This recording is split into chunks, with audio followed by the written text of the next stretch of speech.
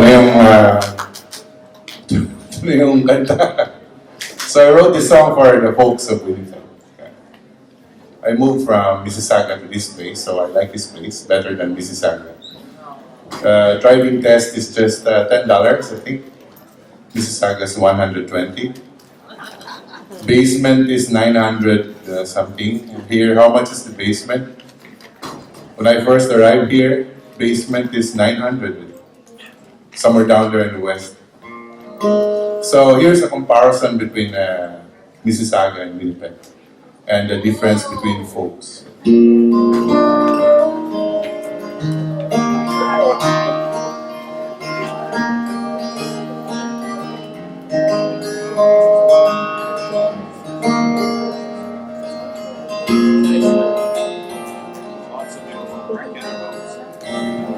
Nang ako ay dumating dito sa Winnipeg, pansin kong pagtanggap ng kababayan napakainit. Kaya kahit na malamig, di mo na mapapansin. Ang ilang nakasimangon, madaling patawarin. May NDP, may liberal, meron din conservative. Samsaring mga Pinoy, mahal pa rin. Ako ay namangha sa aking nasaksihan.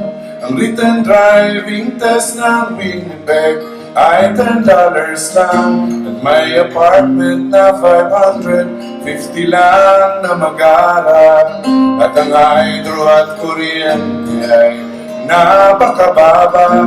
Maiikot mong Winnipeg, mura lamang din mag-bus. Kung ang trip mo'y mas matuloy, mag-taxi kang madalas. Mapa-Polo Park ka man, mapa-Garden City pa, mapa-casino sa McPhillips, ang daming Pinoy na makikita.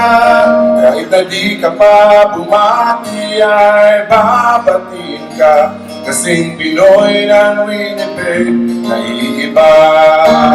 Tama kayo mga babae.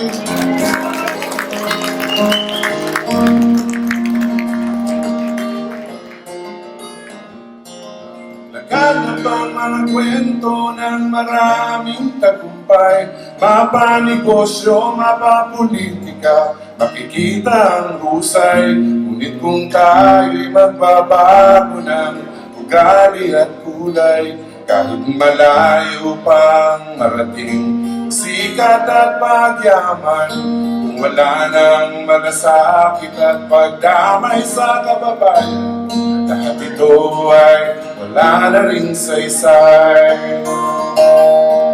Bago ko malimutan ang pinakamahalaga, ang mga kwento ng pagkilos natin, pagkakaisa, isa-isang kababayan, nagbintangan na nagnakaw, kilos sa galit na protesta, nagmarcha at nagbarikada, ang libo-libong Pinoy ng Winnipeg.